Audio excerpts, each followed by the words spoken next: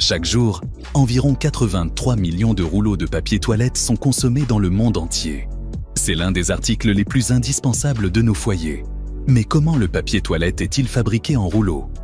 Nous avons visité une usine de papier pour découvrir comment le papier toilette est fabriqué. Le papier toilette a été développé en 1857 par l'entrepreneur américain Joseph Gayeti, qui l'a lancé sur le marché sous le nom de papier thérapeutique. Dans ses premières années, il était vendu en paquets de feuilles prédécoupées. Mais en 1890, une avancée clé s'est produite avec l'invention du format en rouleau, ce qui a révolutionné son utilisation et l'a rendu plus pratique et accessible.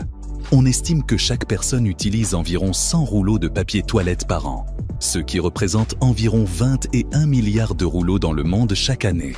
C'est assez pour faire plusieurs fois le tour de la Terre si tout était déroulé. Pour réduire l'abattage des arbres, l'industrie repose en grande partie sur le recyclage d'autres papiers. Mais transformer cette feuille usée, dure et rugueuse en cette autre blanche, douce et absorbante, est une tâche complexe qui a été développée au cours des 150 dernières années. Dans cette impressionnante usine de papier, la production du papier toilette de la plus haute qualité est réalisée, en utilisant un processus de recyclage innovant qui transforme les papiers jetés en une nouvelle vie utile. Le cycle commence avec l'arrivée de tonnes de papier provenant des écoles, des bureaux et des universités. Chaque feuille de papier qui entre dans l'usine passe par un processus de sélection méticuleux, où elle est précisément distinguée entre les papiers de bureau, les magazines et les journaux, qui répondent à des normes de pureté rigoureuses. Comme par alchimie, seuls les papiers qui brillent par leur blancheur et leur qualité sont choisis pour faire partie de cette transformation étonnante. Ces papiers sont de haute qualité en termes de fibres et sont faciles à traiter pour les transformer en papier toilette doux. Une fois que le papier a été correctement collecté et classé, il est temporairement stocké dans de grandes balles. Les balles compactées permettent à de grandes quantités de papier recyclé de prendre moins de place, facilitant le stockage dans l'usine. Il est temps de commencer le processus de transformation. En une journée, environ 200 tonnes de papier sont recyclées. Le papier recyclé est introduit dans une machine connue sous le nom de pulpeur, qui est un grand réservoir industriel. C'est une sorte de mixeur géant conçu pour mélanger de l'eau et du papier recyclé à grande vitesse, ce qui désintègre le papier en ses fibres de base. Ensuite, une grande quantité d'eau est ajoutée, car le processus de désintégration nécessite que le papier soit complètement humidifié pour séparer les fibres. Beaucoup plus d'eau que de papier est utilisée pour créer une suspension aqueuse appelée pulpe. Une fois que le papier et l'eau sont dans la machine pulpeur, les pales rotatives commencent à agiter le mélange avec une grande force. Ce mouvement brise les feuilles de papier en petites particules et libère les fibres de cellulose qui composaient à l'origine le papier. Le processus d'agitation dure 10 minutes. À mesure que le papier est agité et décomposé, les fibres de cellulose se séparent les unes des autres, créant une pulpe fibreuse de consistance liquide. Les fibres sont longues et flexibles, ce qui est essentiel pour former de nouvelles feuilles de papier. Une fois que le papier a été transformé en pulpe, il est crucial d'éliminer toutes les impuretés ou matériaux indésirables qui peuvent être restés après la phase de désintégration. La première méthode de nettoyage consiste à faire passer la pulpe à travers une série de filtres et de tamis pour éliminer les particules plus grosses qui ne se sont pas dissoutes. Ces tamis fonctionnent de manière similaire à une passoire, séparant les impuretés qui sont plus grandes que les fibres de cellulose. La pulpe liquide passe à travers des grilles qui piègent les objets plus gros comme les agrafes, les morceaux de plastique, les adhésifs et d'autres fragments de papier ou de matériaux qui ne se sont pas dissous correctement pendant la désintégration. Bien qu'elle soit passée par plusieurs machines de nettoyage, la pulpe est encore sombre. Cela est principalement dû au fait que son principal contaminant, l'encre, n'a pas été retiré. L'une des techniques les plus courantes pour éliminer l'encre est la flottation. Dans ce processus, de l'air est introduit dans la pulpe, créant des bulles. Des agents chimiques spéciaux appelés surfactants sont ajoutés à la pulpe pour que les particules d'encre adhèrent aux bulles d'air.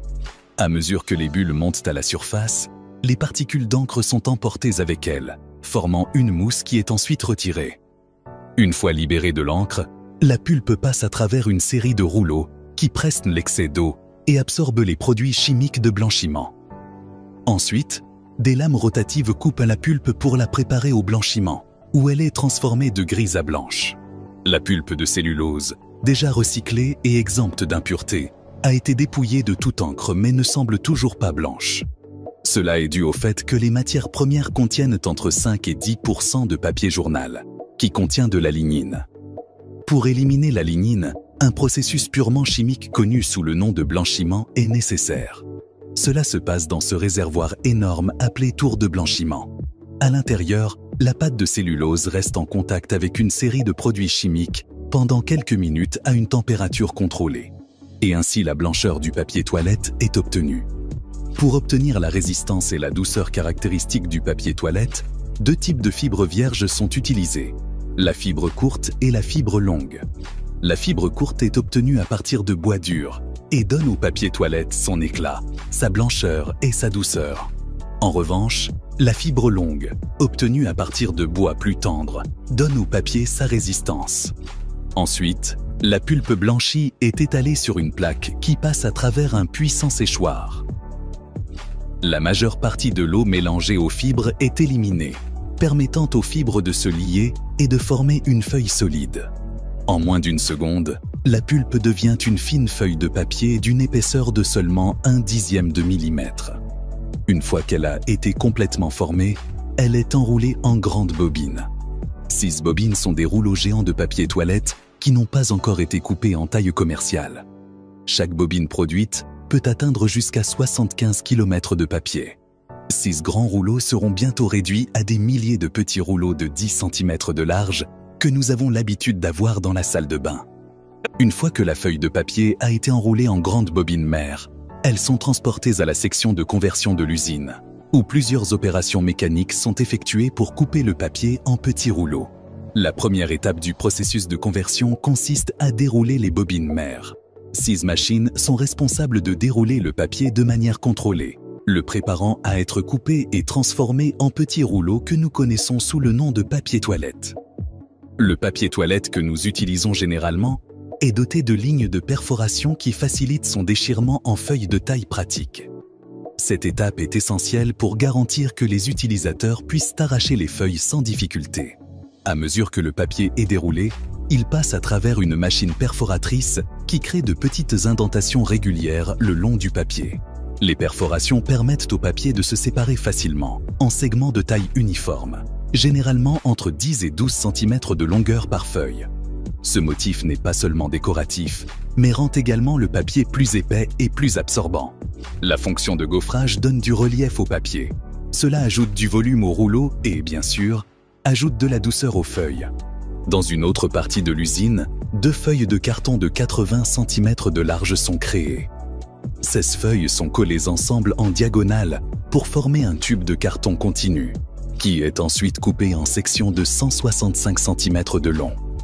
6 tubes sont transportés vers la zone d'enroulement, où 2 bobines de papier sont combinées pour créer du papier toilette à double couche. Le papier est enroulé sur les tubes de carton, formant des rouleaux très larges. Une fois qu'un rouleau est complet, une lame le coupe automatiquement et le processus continue avec le tube suivant. L'extrémité du rouleau est scellée avec de la colle pour éviter qu'il ne se déroule.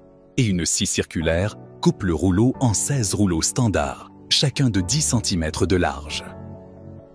Le papier toilette est prêt à être emballé. Les rouleaux destinés à un usage commercial sont emballés individuellement dans du papier, tandis que les rouleaux pour un usage domestique sont emballés dans du plastique transparent en paquets de 4 à 30 unités. Et c'est ainsi que ceux qui étaient des tonnes de papier usagé et de fibres de cellulose il y a 15 heures est prêt à réintégrer la société sous forme de papier toilette. Si vous avez apprécié la vidéo, vous pouvez regarder des vidéos similaires en les cliquant à l'écran. Abonnez-vous également à cette chaîne en activant les notifications pour continuer à apprendre.